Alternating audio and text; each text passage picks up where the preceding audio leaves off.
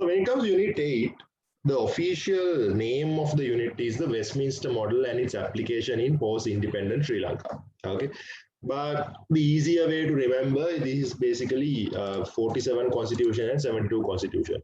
We are currently having the 78 Constitution, right? 78 Second Republican Constitution. Before the Constitution we currently have, we had two constitutions prior to that.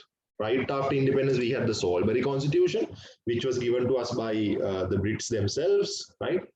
Then secondly, that we formed our own constitution in 1972, First Republican Constitution of Sri Lanka, okay, in 1972.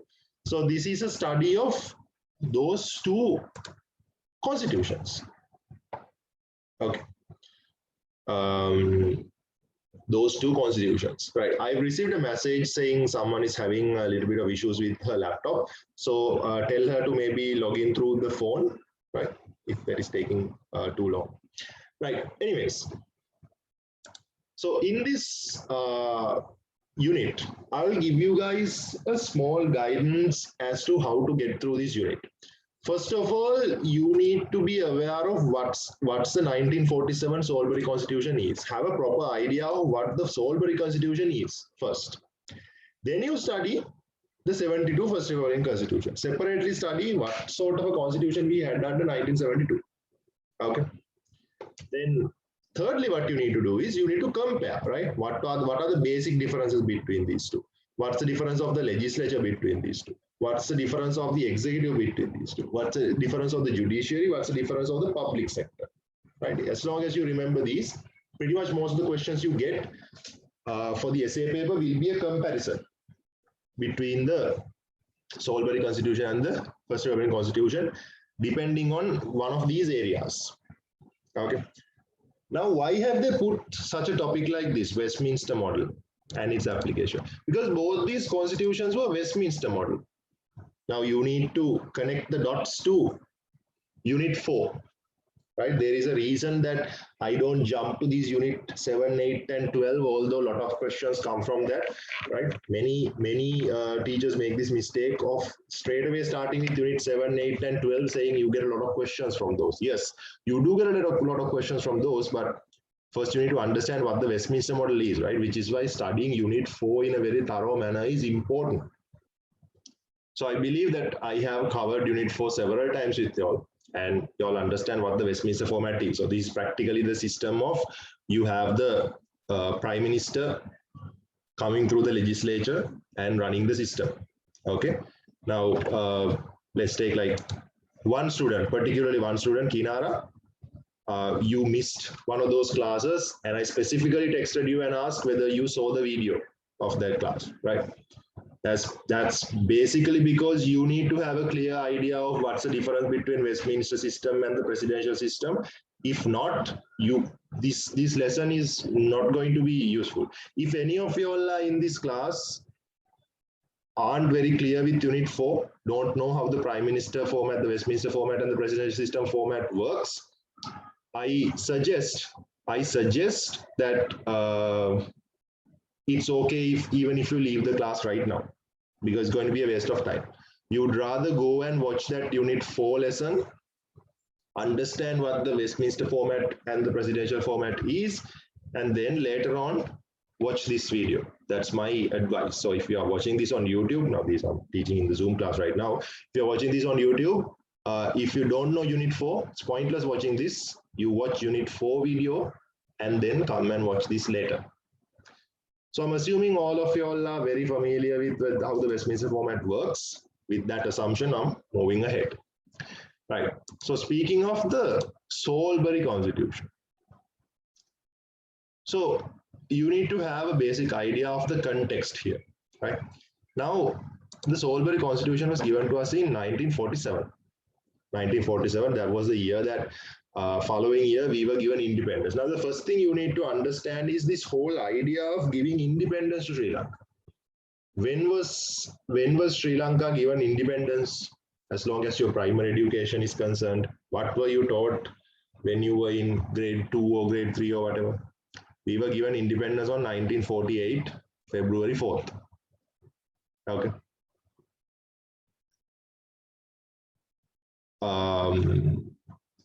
Okay, practically that's what it means. 1948, 4th of February. Understand? So after that, in 1972, we passed another constitution where we became a republic. Now, the thing is, the idea of independence is a little confusing here. Okay, we were told that we were given independence in 1948, 4th of February, which is not entirely accurate. That's what causes a lot of confusion. Okay, now it's like this. 1948, 4th of February was a ceremony. That we had a ceremony which took place in Goldface, right? Like the national flag was raised and all those things happened. But in fact, it was in 1947 that we were officially given that Dominion Constitution. Okay, so it was in 1947 we were given Dominion status. That means it was semi-independence, half independence. That means that we were still a colony, but half a colony. Now, the example I normally use is that the time period you live with your parents after you are done with school, right? By the time you are in school,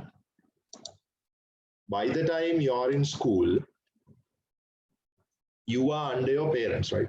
You are under your parents and you are like fully dominated by your parents. You are not independent. You are living with your parents.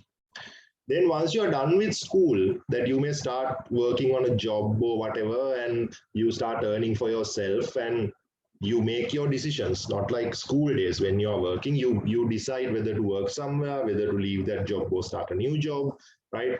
To get into relationships or like to go on a trip or like what to buy, to do higher education or not. Like you make those decisions once you become an adult. But at the same time, you still might be living with your parents. Now, unlike in Western countries, in our countries, we don't have the tradition of like moving out to our own apartment right after we turn 18. We don't do that unless you are like from outside of Colombo, maybe you're from Kandy or Galle that you move to Colombo. Then of course you'll be staying at your own place. But mostly once we are done with school, when we are adults, while we are working our jobs, living an independent life, we still be living with our parents. That's how our culture works. Okay. So imagine that you are in your mid-20s or your late 20s. You have your job, you earn, right? So you are a fully independent person. You make all your decisions on your own. You are pretty much an independent person. But still you live with your parents.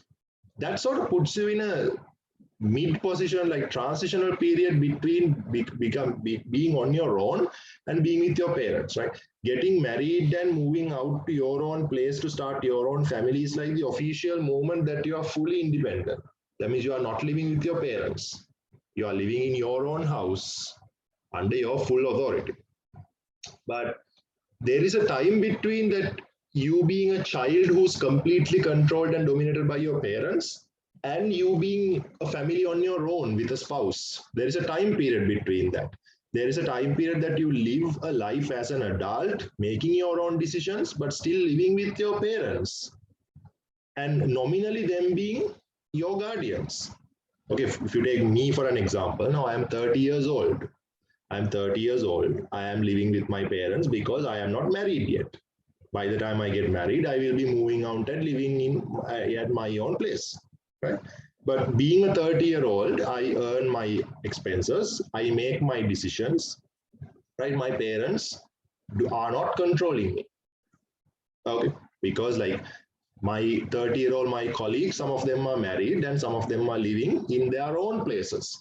So similar to my friends who have, the ones who are married and they moved out of their parents' place and living an independent life, I am living a similarly independent life about my income, about my life decisions, about my higher education, where I work, right? All those decisions are made by myself, just like my friends do. What is the difference? The difference is I still live with my parents, which means nominally they are my guardians. If someone comes to our place, let's say the Gram Niladhari or someone comes and he'll be like, who is the head of this house? I need someone to sign those letters. In that case, I will be getting my father. So technically, that means nominally my father is still my guardian. But him being my guardian, he has no control over me. It just I recognize him as my guardian. That is the difference. Understand? So for a country also, that's how it works. For a country also, you being a full colony, before 1947, you were a full colony. That's like us living with, that's like you guys. You're living with your parents and you're all being school children and you're not earning your money and your parents spending money for you and controlling everything, making all the decisions, and you're all having to take their permission and authority for whatever you guys do. It's like being a colony, right?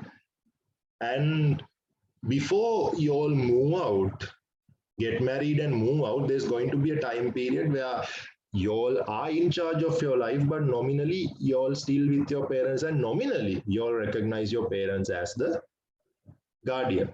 So for a country also, before 1947, we were a colony. We were fully controlled by the British Empire, and we were under that. So once you move out of that, in 1947, what happened was that we entered into that transitional period where we are independent as a country, but we still recognize the British throne. Okay, you take if you take 1950s, right? In 1950s, Sri Lanka was a dominion. Sri Lanka was still a dominion country. India was not, right? India didn't stay for long after finishing school. They got married soon, right? We stayed for a while. So in 1950s, Sri Lanka being a dominion and India being a fully independent country, there was not much difference. Sri Lanka functioned as a fully independent country. That means like we became a member of the UN. We took part in Olympics, right? We took part in other world summits. We entered into the non-aligned movement, right? So we had our national flag and we were a part of the international community. So everything was there. Us being a dominion, we were a part of it now. As I mentioned, there is no difference between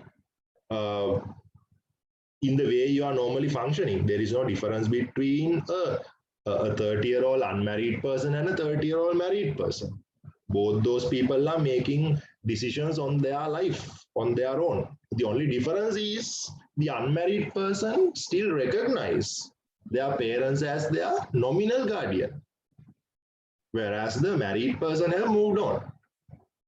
For two countries also, at that time, India had moved on. They were fully sovereign. They were nominally recognizing anyone as their constitutional head.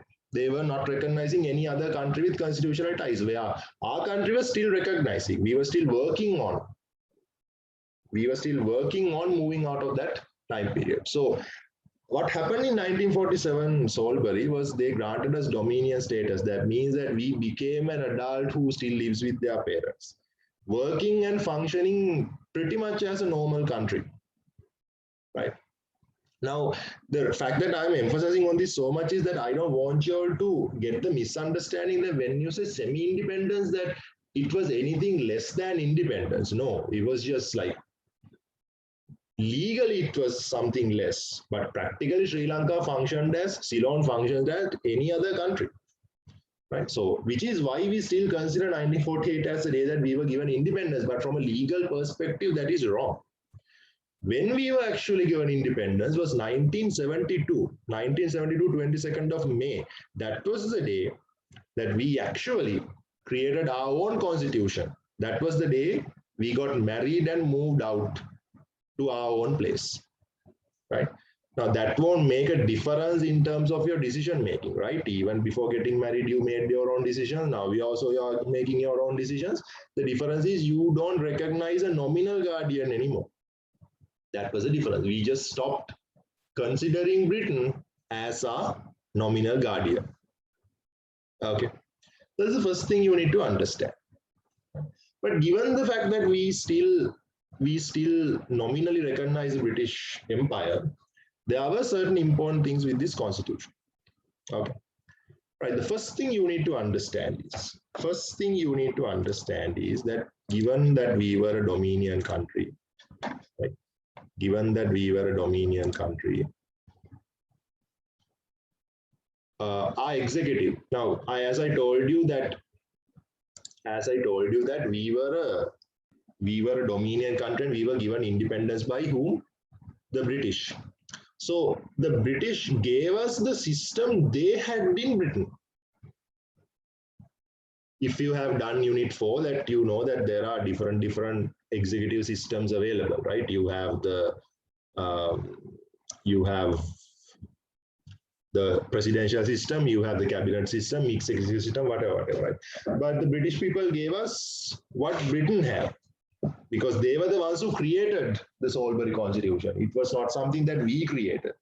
They created and they gave us this constitution. They were like, okay, you guys are ready to be dominion. Okay. Why do countries give dominion status first when a colonizer gives, right? Why do we live with our parents for a while before, like, moving out and getting married? Can you guys imagine finishing A-levels and coming home and getting married and going and living outside straight away?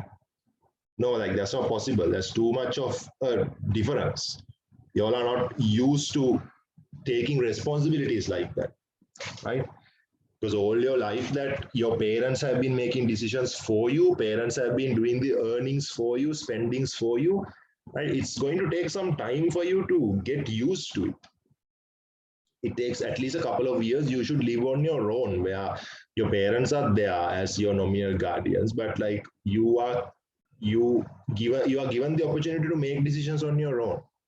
Right? It's like your parents would put you to a job and be like, okay, here we put you to a job, you'll be getting a salary, learn to handle your salary first before starting your own family.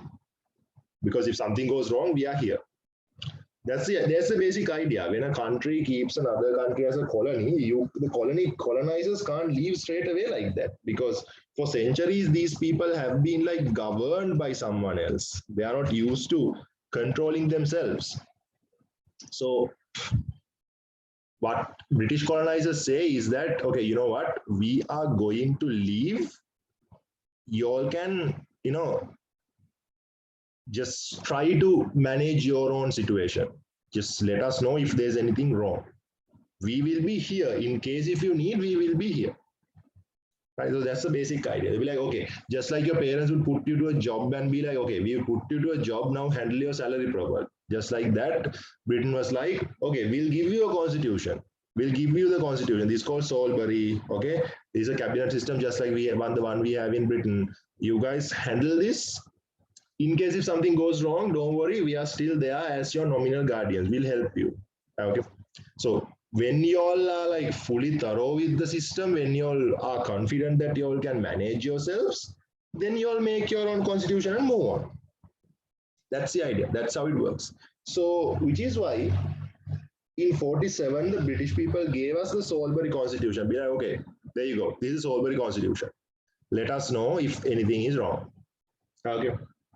Then, in 1972, we were like, okay, I think we are good enough to have our own constitution now. So let's create one our own. So in 1972, we created our own constitution and we moved out. That's what happened. So both these constitutions were Westminster format. That means it's a prime minister format, right? We had a prime minister under these systems. So 47, it's obvious in 47 because it was the British people who gave us, and British people gave what they normally do in Britain. That's number one. Secondly, the constitution we created for ourselves, which is the 1972 First Republic Constitution, that was also cabinet, because we pretty much changed just a few details of the system we were given by the British, right?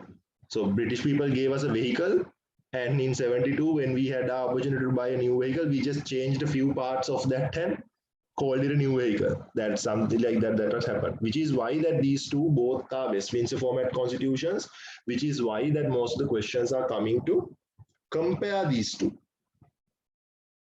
Understand? Compare these two. All right.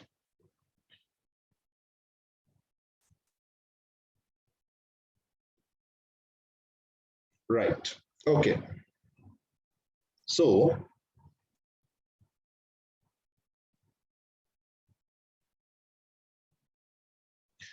as you can see that the Soulbury Constitution featured a cabinet format of governance. That means that the executive, once again, just to emphasize, hope you all are familiar with Unit 4. Okay, the executive should have two parts, right? Real executive and nominal executive. Okay, real and nominal executive. Now, first of all, 1947 and 72 constitutions, given that both are cabinet formats, Westminster formats, the real executive was the same. The real executive of two constitutions was the same. Nominal executive is where that there was a little difference, because under the Soulbury Constitution, the nominal executive was the Queen represented by the Governor General. The real executive was the Prime Minister and the Cabinet. Now, speaking of which, let's talk about the Soulbury Constitution first, right? So the Prime Minister and the Cabinet, this was the real executive. Prime Minister and the Cabinet. There was no difference there. That's all right. Okay. Nominal executive was the difference. So under Soulbury, our nominal executive was the British Queen. Not exactly the Queen, the crown, right? Whoever, king or a queen, whoever stays there, the British crown was our nominal executive. That is like a rule. That is like a rule when it comes to a dominion country. A dominion country means that whoever's there in the British throne should be the nominal executive of our country. Okay, I'm not going to explain what the real and nominal difference is. That was covered in Unit 4. Right, so the British Queen, whoever holds the crown, is supposed to be the nominal executive of this particular dominion country. Number one. Okay, but given that there are so many dominion countries all around the world, right, like Australia, Canada, New Zealand, Fiji, they are still dominion countries. Up to date, they are dominion countries, right? So because of that, imagine back in the day, like there were so many dominion countries like that. So because of this, the British Queen can't look into all the duties of nominal executive of each dominion country. There are so many dominions all around the world, so the British Queen can't be looking into all the duties. You guys know nominal executives have a lot of duties. So the British Queen can't be doing all these things, right? So the British Crown is represented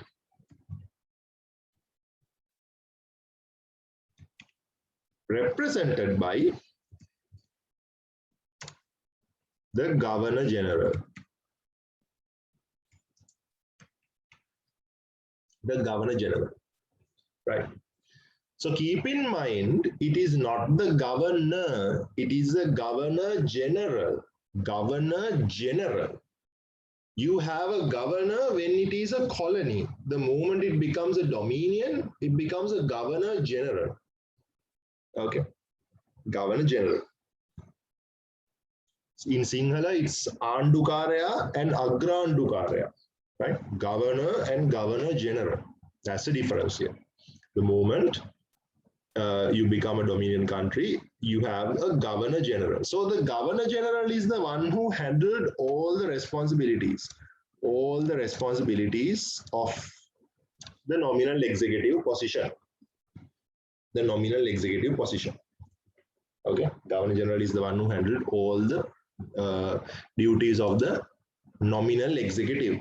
But the Governor General represented the British Queen.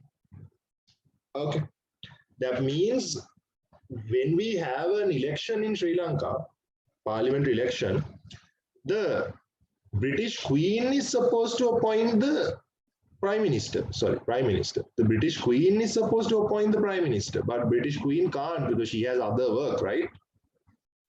So the Governor General would do it for her. That's the first thing you need to understand. The real executive is the Prime Minister and the Cabinet. There's no doubt there, right? Real executive was the Prime Minister and the Cabinet, just like any other Westminster system. Nominal executive was, of course, the Governor General who represented the British Crown. Now, if you get a short question asking who was the nominal executive during the Soulbury Constitution, your answer should be the Governor General who represented the British Crown. That would be the accurate answer. They might give you marks just for Governor General, they might, right? But the most accurate way of saying that is a Governor General who represents the British Crown or the British Queen, whatever. Understand? That's what the executive was. So we'll look into details later. We'll look into details later, right? But what you need to understand here is it was a Governor General, that was a nominal executive. Okay. Right. Any questions?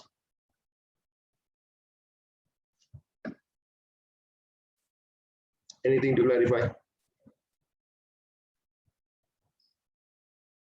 No? All cool, right?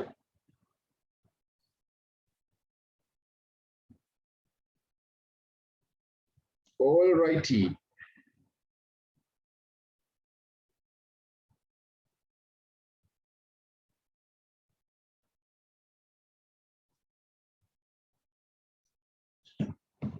Now let's take a look at the legislature.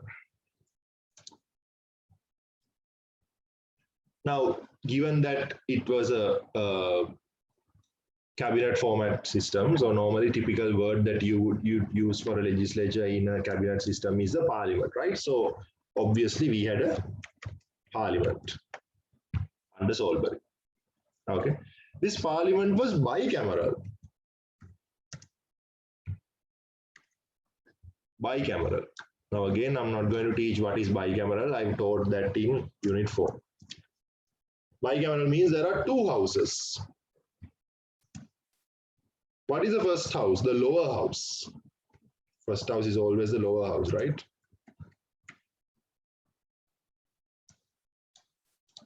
It was the House of Representatives. I have space to type it.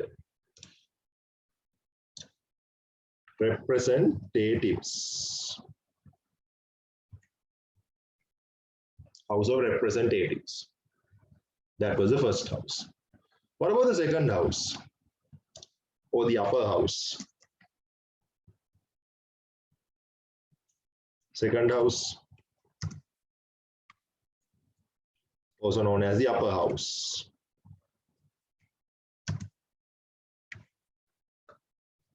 This was typically, this is a name most of the upper houses in the world has. It was the Senate. The Senate. Okay. Right. House of Representatives and the Senate. Upper house and the lower house. So it was a bicameral legislature. Please note that this was the only bicameral legislature Sri Lanka has ever had. 72 had a unicameral legislature, 78 had a unicameral legislature. Well, before Donamo, we don't really consider them as like proper legislatures, but even so, those were also unicameral. This was the only bicameral legislature we've had thus far under Soulbury. Okay, right. So let's take the first house, House of Representatives. How many members are there in House of Representatives?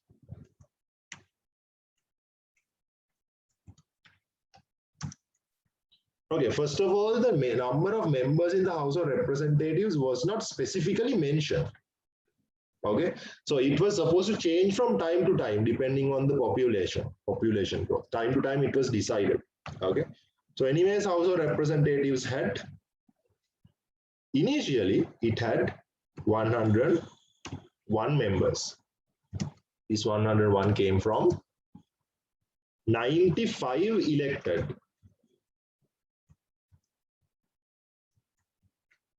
95 elected, and there were 6 nominated. 6 nominated for minorities. Who nominates these 6? Who nominates these 6? Well, the Governor General does. Okay.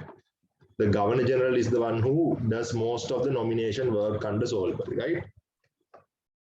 Nominated by the Governor General. All right.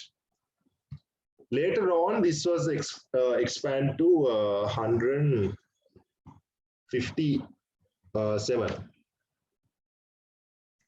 Later on, right, it became 157. So that would be 151 elected. Again, plus this 6 nominated doesn't change. Again, 6 nominated. You don't need to know both. Like if you remember, initially it was 101. That's good enough. Okay. But it was not specific. This could change, which is why it changed after a while. How about the Senate? How many people are there? 30. It was specifically mentioned in the Constitution. There has to be 30 people. 15 were nominated by the Governor General.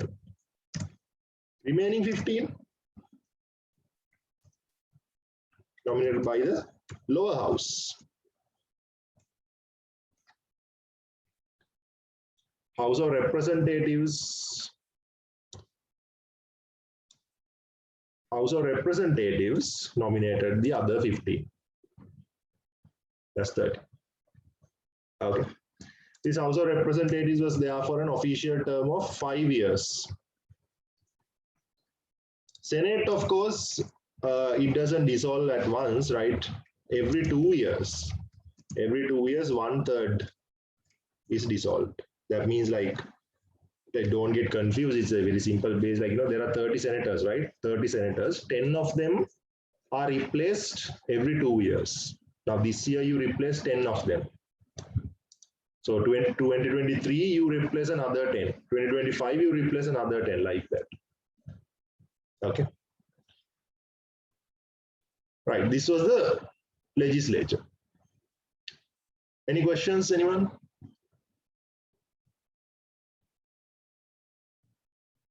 No? All cool, right? Okay. Then the judiciary. What's happening with the judiciary?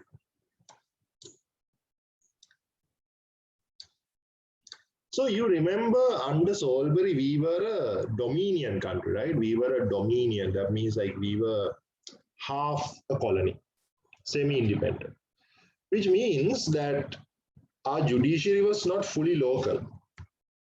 So under Soulbury, our judiciary was not fully local. Because normally in any country, the highest courthouse should be the Supreme Court. Ideally, like, you have the other courthouses like High Court, Magistrate Courts, and all those things, right? District Courts. So those courthouses are the lower courthouses. The Supreme Court is supposed to be the highest courthouse. So, but given that we were not fully independent, we still had constitutional ties with other countries. There was something else, the British Privy Council. The British Privy Council, which was a courthouse that is located in the upper house of the legislature in the British Parliament. This is just a small council which is considered of legal experts in the upper house of the British Parliament, right? These people, now in Britain, this Privy Council has the power to reverse the decisions of the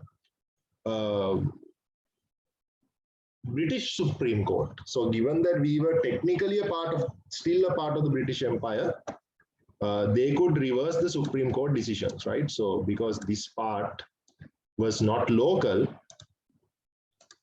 the British Privy Council was not local, we were still considered as a not fully local judiciary. Right. Other than that, you need to keep in mind in terms of the judiciary, we had a house called the Judicial Service Commission. Judicial Service Commission. Okay. So this was in charge of, there are 5 activities, of course, you know, appointments, promotions, transfers, disciplinary actions, and terminations. You guys know the five duties of administration, right? So in the judiciary, these five tasks were done by this Judicial Service Commission. That's what you need to know. Speaking of the public sector, right? Speaking of the public sector, so what is the public sector now? The permanent executive, right? The people who do government jobs and all that. So in terms of public sector also, we identify that there was an extremely independent public sector under Soulbury. Extremely independent. Why is that? Because the public sector had powers to handle their administration also through a public service commission. Just like the Judicial Service Commission. Right?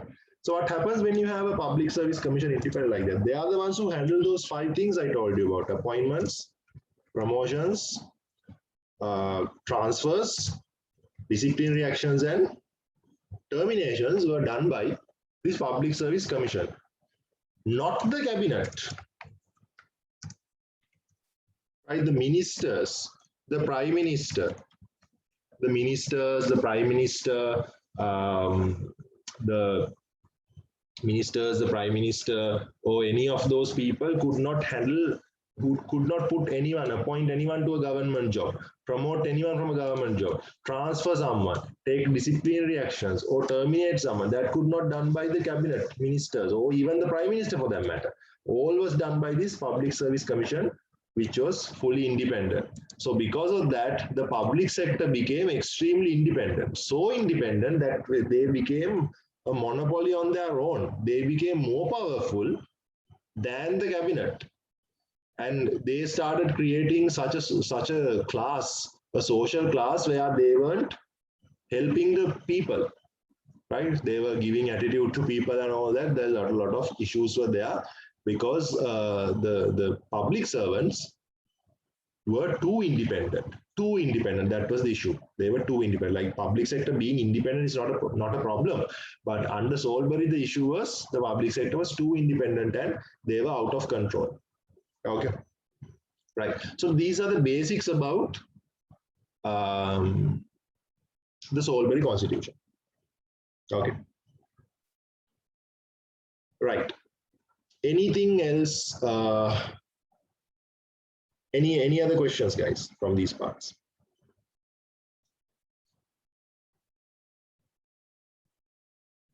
No, right? All cool, right? Okay, excellent. So let's take a look at, we are talking about minority protection also, but we'll get to minority protection after discussing the basic features of the 72 Constitution. Right, the basic parts of the 72 Constitution. Now I'm clearing these out because you all need to have like a proper idea of how these two constitutions function, for you all to have a, for you all to be able to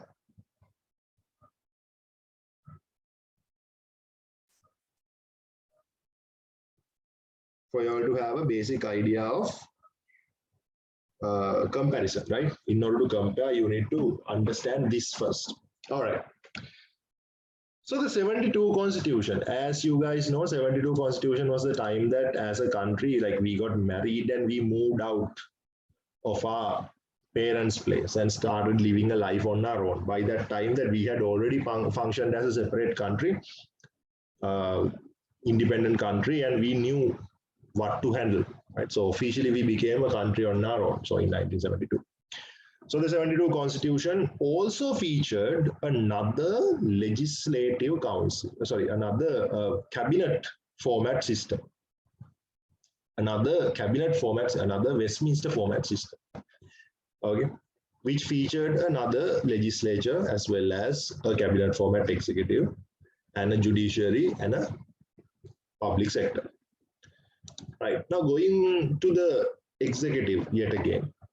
Okay, speaking of the executive, just like I told you before, the real executive is not that much of a difference, right? Real executive was pretty much the same. Nominal was the difference.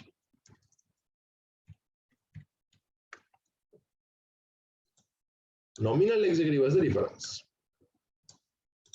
right? So just like before, I explained,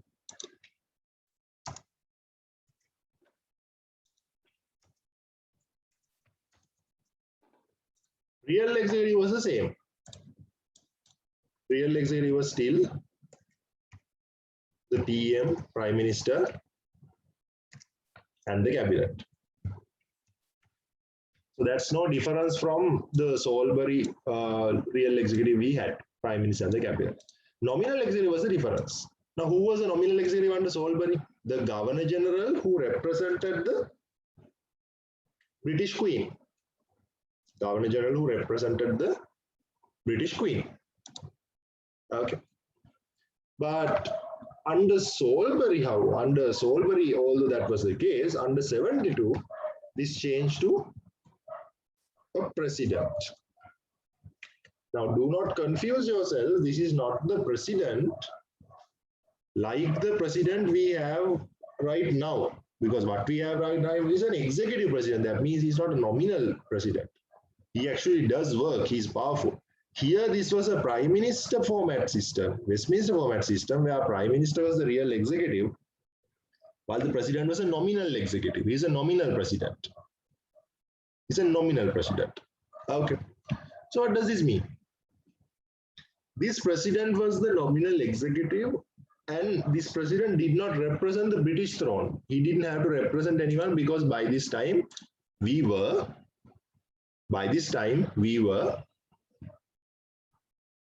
a sovereign country. We were not a dominion anymore, so he didn't have to represent anyone, right? He was on his own.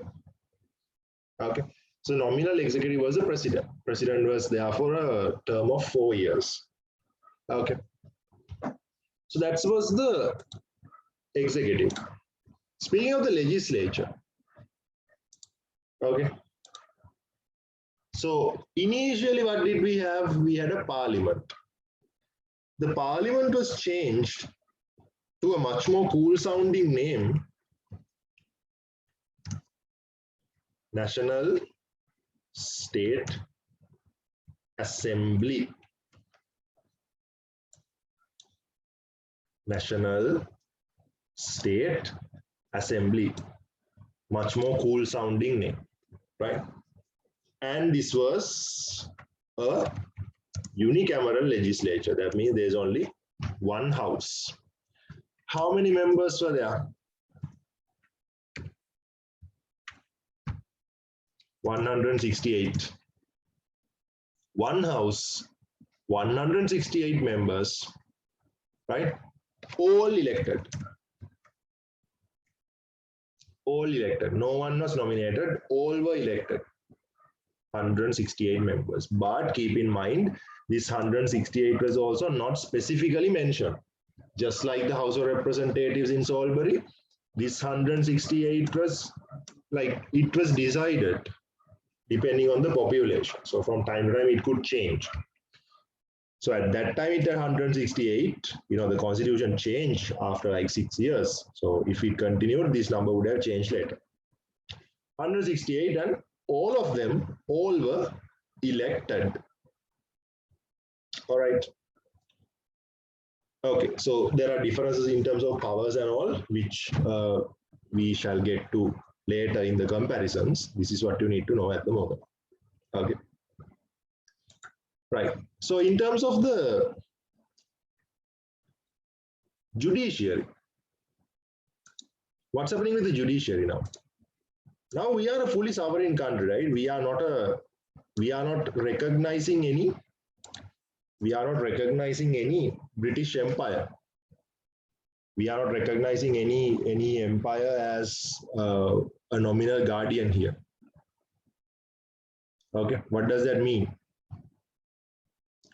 We have a fully local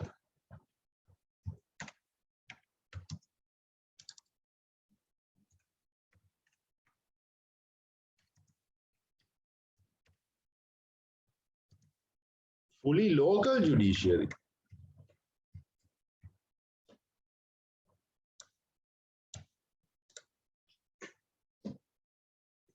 Fully local judiciary. That means what? The Supreme Court is the final. The Supreme Court is the final. There's no Privy Council. Privy Council did exist in Britain, but Privy Council had no control over us. The Supreme Court, whatever the Supreme Court gives a decision, that is the final. All right. Other than that, what about the administration? You remember the Judicial Service Commission, which existed under the Soulbury Constitution to administration, to appoint, for appointments, promotions, transfers, disciplinary actions, and terminations. That commission was split into two. Right now, you have Judicial Advisory Board.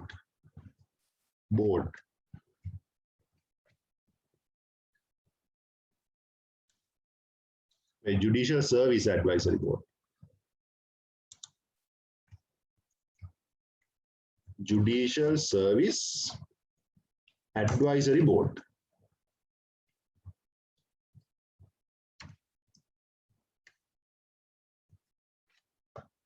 That's one. And you got another one called Judicial Service Disciplinary Board.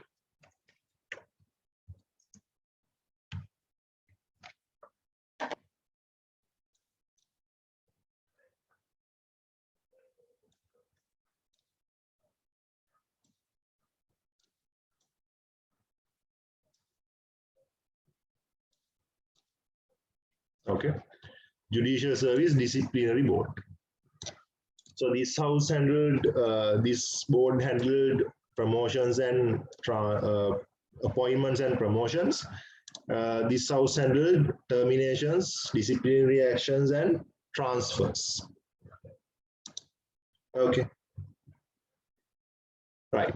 Then speaking of the public sector for that matter. Now, if you remember under Soulbury, there was a problem of the public sector being too independent. The public sector was too independent. That was an issue, right? Public sector being too independent was a problem. Okay. So the public servants were out of control. They were like really out of control.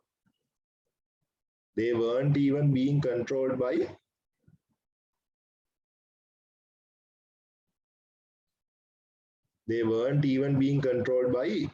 the people.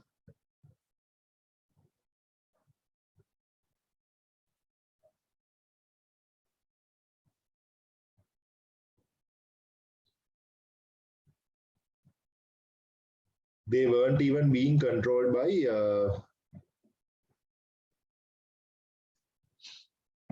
the politicians, the cabinet, or the prime minister, or the prime minister for that matter. They weren't even listening to the prime minister. Okay. So they had to address this issue of the public servants being monopolized, right? Them monopolizing the system. So the Public Service Commission was taken out, right? So the public service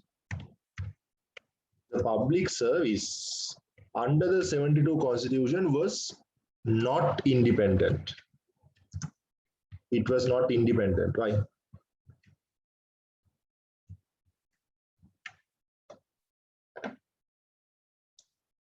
The public service was not independent. Why? Because those tasks I told you, appointments, promotions, transfers, disciplinary actions, and terminations were done by the cabinet. That means the prime minister and the ministers could appoint promote, could appoint anyone they want, promote anyone they want, transfer anyone they want.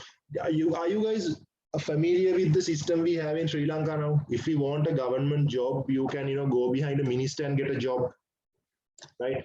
You really need to go behind a minister and like sort of like support him, and if you do canvassing, if you work for a politician, you can get a government job. That system was started in 1972. Before that, it was not possible. Why? Because to get a government job, the job had to be given by the Public Service Commission. It was independent. Even the Prime Minister could not get you a job at that time, let alone ministers. But now you have the system, you go behind a minister, you can get a job, and that system started in 1972 because they got rid of the independence and they made the public service not independent. The cabinet appoints, promotes, transfers, takes disciplinary actions, right? And terminate in their preference. Okay, and that was started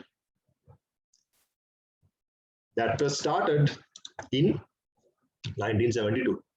Okay, so remember the Public Service Commission that existed. The Public Service Commission that existed under Soulbury, Public Service Commission, that was also split into two, right? Public Service Advisory Board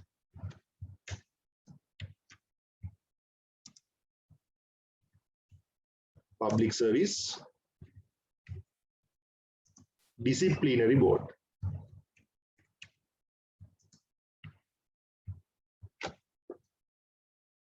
Understood? Public Service Advisory Board and the Public Service Disciplinary Board.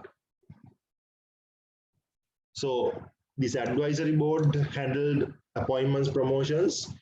Disciplinary board handled terminations, disciplinary actions, and transfers. But only they could only recommend, right? But the final decision had to be made by the cabinet. If there's someone to be appointed, these guys can make a recommendation, like, maybe this person should be appointed, maybe this person should be promoted, and the cabinet makes a final decision. Disciplinary actions, termination, these people may say, okay, maybe you need to terminate this person, and the cabinet ministers have to make the final decision. These people are only there for recommendations. Understand? Right. So if you understood these, it'll be much easier for you all to recognize the difference between these two. Okay, right. So we'll take a small break.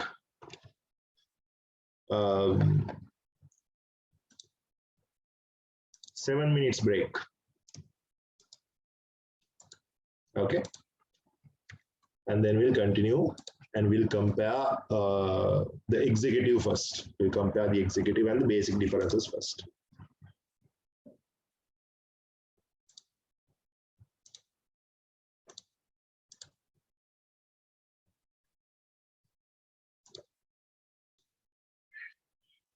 We need to have a basic idea of the basic differences between these two constitutions. So first we need to recognize what are the basic importance of the Soulbury Constitution, right?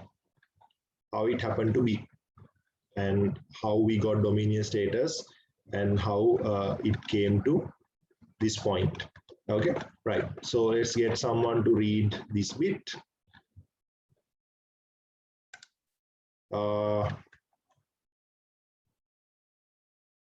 Someone. Nashita, can you read?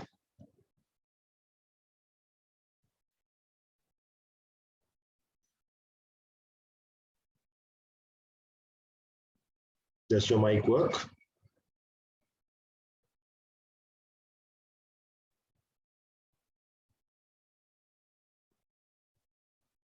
Or anyone else? Kinara, can you read?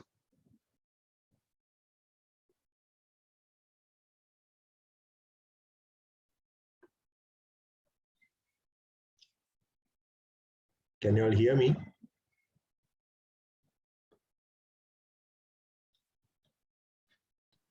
Yes, sir. Yeah.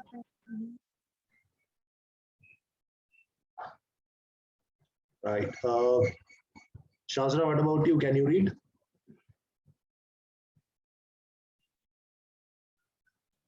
Me?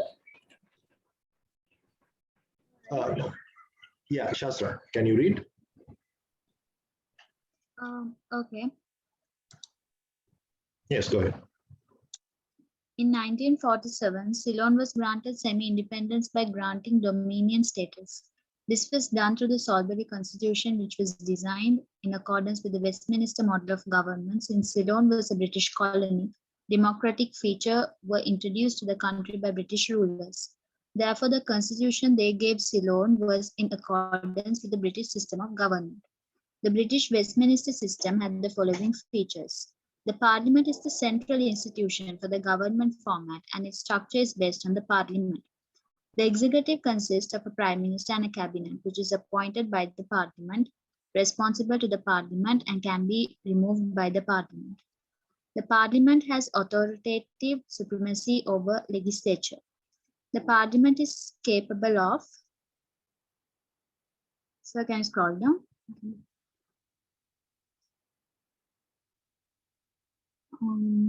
The Parliament is capable of directly controlling the executive. Members of the cabinet are also members of the Parliament. The cabinet is answerable to the Parliament, an individual member as well as the collective cabinet. Besides these common features, the Soulbury Constitution also has certain specific features. It is a written constitution. The constitutional amendment process was practically difficult. Hence, it can be identified as a rigid constitution.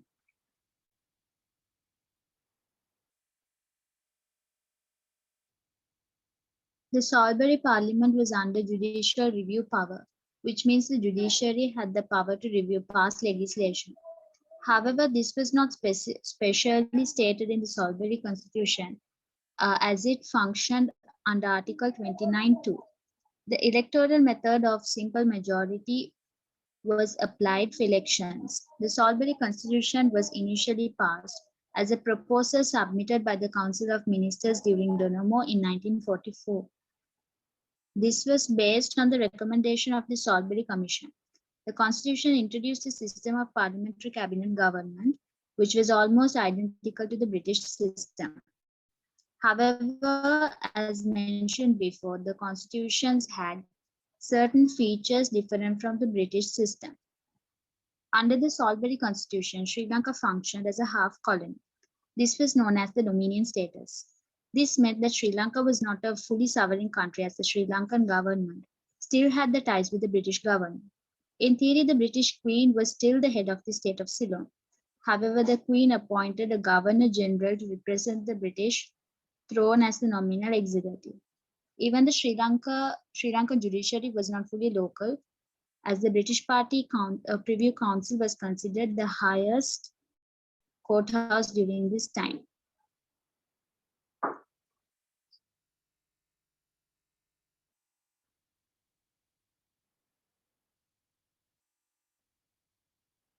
This meant that the British Privy Council had the powers to reverse the decision given by the Supreme Court of Sri Lanka. Another notable feature of Soulbury Constitution was how the judiciary and the public service became fully independent of politics. The judiciary was administered by the Judicial Service Commission, while the public service was administered by the Public Service Commission. Both these commissions were appointed by the Legislature, and executive had no power or influence over the judiciary and the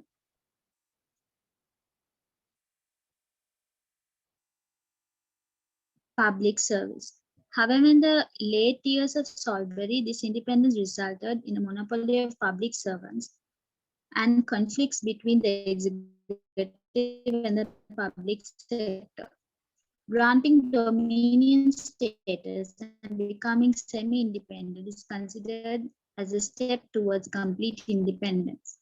In general, a country after receiving dominion status immediately took the necessary steps to come up with a local constitution to achieve complete independence. For example, India came up with their own constitution less than 2 years after receiving dominion status in 1947. However, due to the rigid nature of the Soulbury Constitution as well as the political conflicts and the lack of unity among the political leaders, Sri Lanka could not pass their own constitution until 1972. Also, it is important to mention that the Soulbury Constitution had amendments during the years of operations from 1947 to 72. The necessity for Sri Lanka to become fully independent.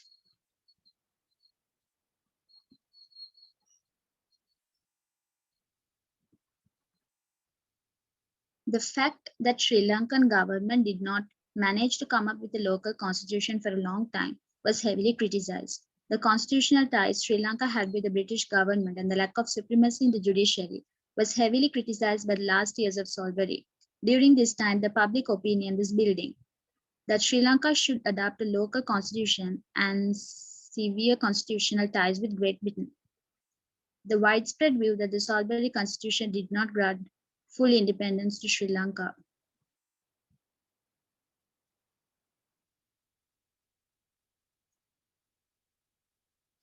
Since the Soulbury Constitution turned Sri Lanka into a semi-independent state, Great Britain still had political influence over the country. Therefore, the independence Sri Lanka received in 1947 was criticized by public opinion, and the importance of real independence was emphasized. The arguments for making Sri Lanka a republic. Under the Soulbury Constitution, Sri Lanka was not considered a sovereign republic. Rather, it was known as the British Dominion. The sovereignty of Sri Lanka was questioned when Sri Lanka applied to join the United Nations under the circumstances. The necessity for Sri Lanka to become a sovereign state was emphasized more and more. The weakness of the legislature. The parliament, which was established under the Soulbury Constitution, is considered as an extremely weak legislature in the standards of political science. The Soulbury Parliament was restricted by Article 29(2), the judicial review power of the British Privy Council, the position of the Governor-General. Therefore, the necessity for a new constitution with a strong legislature was emphasized.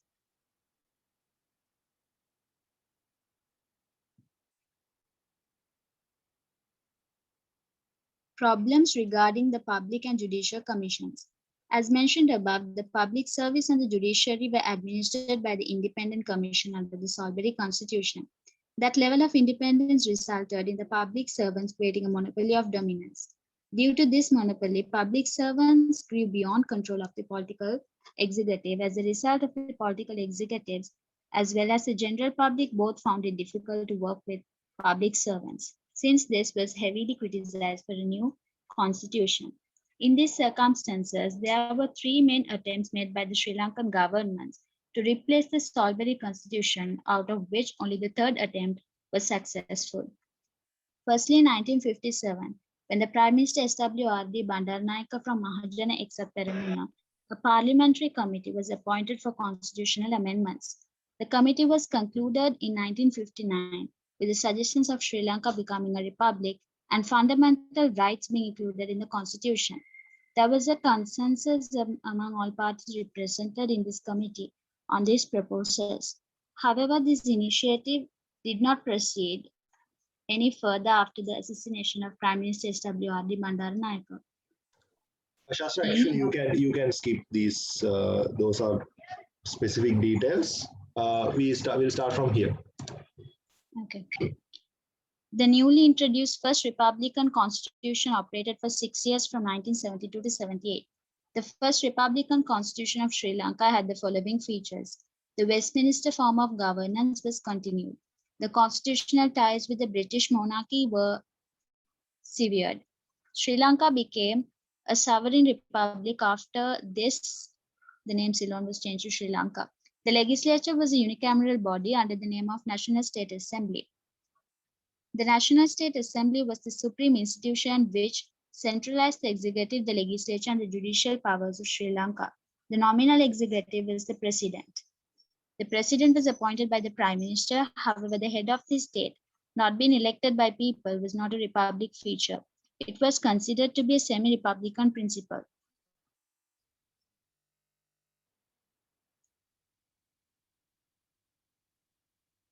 Certain checks and balances features in the Soulbury Constitution, such as judicial review power, the upper house of the legislature, were removed from the 1972 Constitution, constitutionalizing Sri Lanka as a unitary state.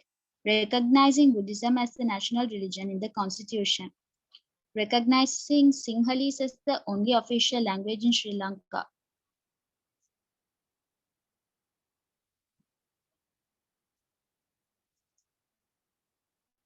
bringing the public service and the judicial executive under the control of the political executive, introducing a constitutional chapter on state policy, introducing a constitutional chapter on fundamental rights. The legislature under the Soulbury Constitution was known as the Parliament, which was a bicameral house. It consisted of a lower house as the House of Representatives and an upper house as the Senate. However, the Governor General who represented the Queen had the authority to grant the final approval to pass bills, which led to the conclusion that the Soulbury Parliament had 3 institutions in total.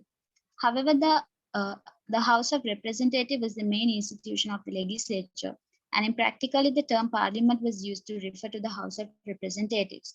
The number of members of the House of Representatives was not specifically mentioned in the Constitution, and it was decided by the Delimitation Commission following the national census.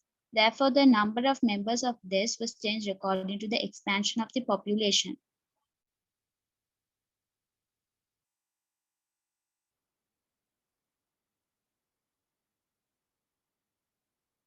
Initially, from 1947 onwards, this House was consisted of 101 members, including 95 elected and 6 nominated by the Governor General for minorities. In 1960, this number increased to 157, including 151 elected and 6 nominated. The upper house of the Parliament, the Senate, consisted of 30 members, including 50 appointed by the Governor General on the advice of the Prime Minister, and if nominated by political parties in the lower house. Compared to this, the National State Assembly of the 1972 Constitution was a unicameral legislature. In this house also, the number of members was not specified by the Constitution, and it was decided by the Delimitation Commission, which was established under the Article 77 of the Constitution.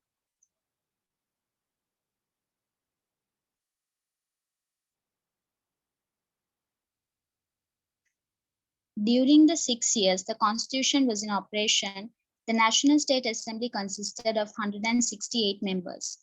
In terms of the sovereign power of the legislature of 1947 and the 1972 Constitution seemed to be drastically different. The Soulbury Parliament was one of the weakest legislatures the country could have, while the 1972 National State Assembly was a full sovereign legislature, which was almost identified to the British Parliament. The Parliament under the Soulbury Constitution had many constitutional, political, and judicial restrictions limiting its power.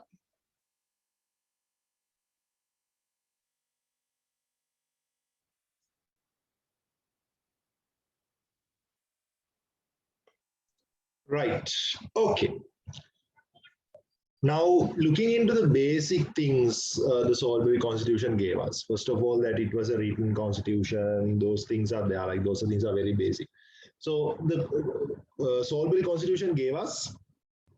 Soulbury Constitution gave us the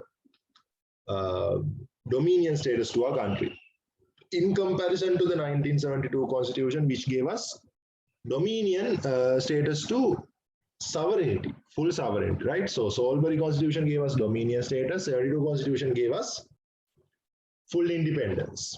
Okay, so as you can see that the biggest difference was the legislature. Now this is one of the most common questions that you get, so I'll teach you how to write the difference between the two legislatures. First, you need to compare the names, right? Under 47, it was the Parliament. The Parliament was the name. Okay. The Parliament had 2 houses. First house was the House of Representatives. Second house was the Senate. Okay. Now, in comparison to that, under 72, it had a cool sounding name, National State Assembly. That's the first thing you need to differentiate, the two names. Once you differentiated names, right? What's the second thing? Secondly, you need to differentiate the structure,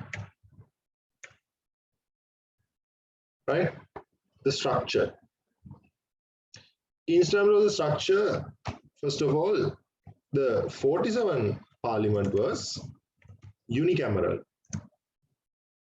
Sorry, bicameral. 47 legislature was bicameral. Okay, it was bicameral, and upper house there were 101 members with 95 nominated plus, sorry, 95 elected plus 6 nominated, and the upper house, the Senate had 30 members, 15 nominated by the Governor General, 15 nominated by the lower house. Okay. Now, in comparison to this, under 72, it was a unicameral legislature, and there were 168 members, all elected. This is the second thing you need to differentiate. First, you differentiate the name. Second, you differentiate the structure, bicameral, unicameral, and then the numbers. Okay, how many people were appointed. Now, once that is done, you need to compare the powers, right? As you can see, the 47 was like 47 legislature was the weakest legislature we've ever had in our country. In comparison, the 72 Constitution was the strongest legislature we've ever had. Okay. 47 was the weakest, 72 was the strongest. Now, why is that?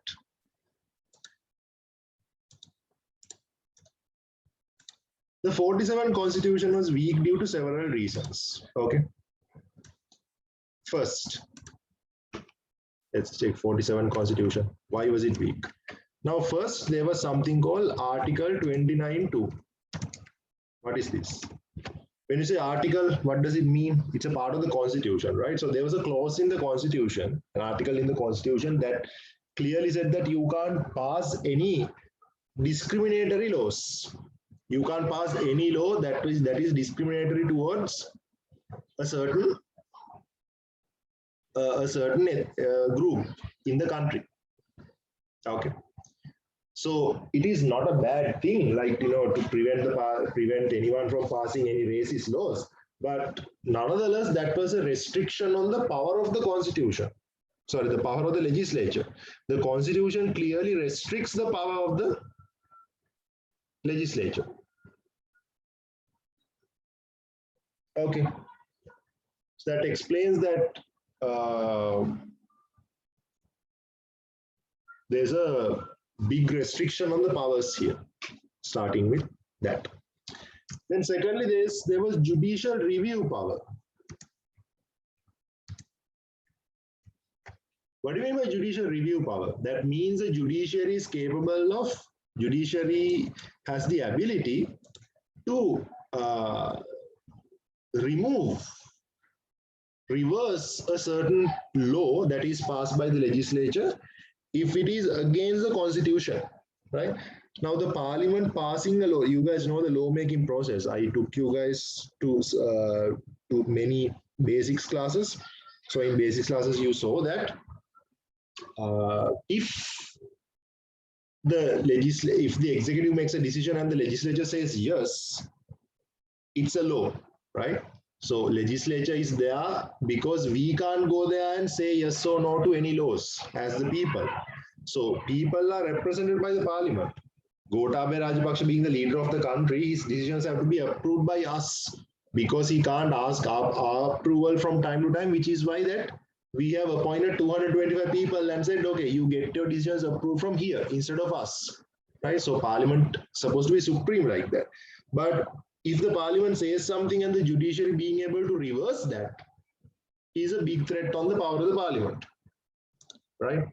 Then not only that, if you remember that we didn't have a fully sovereign, we didn't have like a fully local judiciary also. The highest courthouse in our judiciary was the British Privy Council, right? So this was a courthouse in Britain. That means a courthouse in Britain is capable of reversing whatever the Sri Lankan parliament makes, whatever the decision Sri Lankan parliament makes. So that is by no means is good on the power of the legislature. Other than there was another entity, that was the Governor General. The Governor General also had the power. Now, first of all, the Governor General was considered as a third layer of the legislature.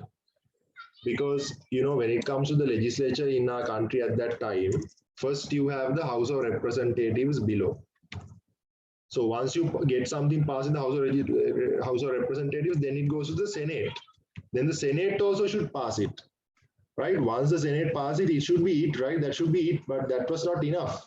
Whatever that is passed in the House of Representatives and the Senate, then requires the signature of the Governor General. So Governor General was technically higher than both houses. So this showed that unless the Governor General signs, whatever Parliament passes carries no value.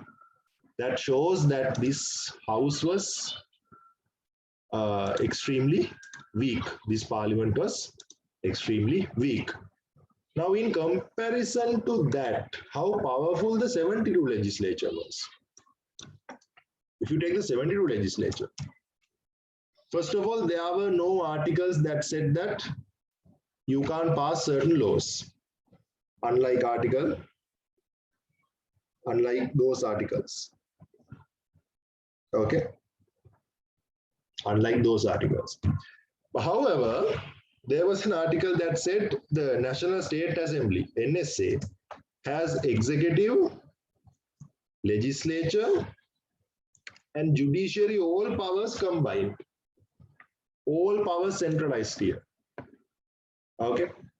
So the judicial houses, the courthouses weren't decided by the constitution. The NSA decided what should be the courthouses. Right? The legislature is the NSA itself, and the executive was the Prime Minister and the Cabinet, who is also part of the NSA. So this showed that the NSA had centralized powers, executive, legislature, judiciary, all powers centralized. Okay, that's the first thing that made the NSA so powerful. Secondly, there was no judicial review power. Instead, there was something else, judicial preview power. Right? So I've taught you guys the difference between review and preview. Review means the judiciary can reverse whatever the parliament says whenever. Preview means you have to reverse that before the parliament gives their approval. So this is what happened at that time. So there was a separate house called the Constitutional Court. The Constitutional Court, right? We was the Constitutional Court was there to give judicial preview power decisions. So that's there. So no review power. Judiciary can't reverse whatever NSA says. That makes them even more powerful, right? And also there's no Privy Council anymore, right? There's no Privy Council anymore. So because of that, there's no foreign authority that can mess with the NSA. It's even more powerful. Other than that, right? The Constitution said that if you have a 2/3 majority, you can even go against the Constitution. Like, that's not directly mentioned, but that wasn't directly mentioned. It was mentioned this way. Like, now you see, the Constitutional Court can handle judicial preview matters, right? That means the Constitutional Court gets to say that whether the law the NSA is about to pass is against the Constitution or not. So if the Constitutional Court says that, you know, this law is not against the Constitution, you guys can't pass that, you can pass it with a 2/3 majority. Okay, So that technically means even if the constitutional court says, okay, this is against the constitution, as long as you have a 2/3 majority, you can go against that. Okay, so this shows the 72 parliament was extremely powerful. Or the parliament, the NSA was extremely powerful, right? So that's a comparison between the two legislature and the two legislatures, National State Assembly and the Soulbury Parliament. Okay, right. So next Friday we'll discuss the difference between the two executives, two judiciaries, and the two permanent executives. After that, we can check the minority protection and fundamental rights. Then we are done with Unit 8. Okay. Right. If you're tuning at 4:30, you may tune into our next class where I'll be doing Unit 12. Okay.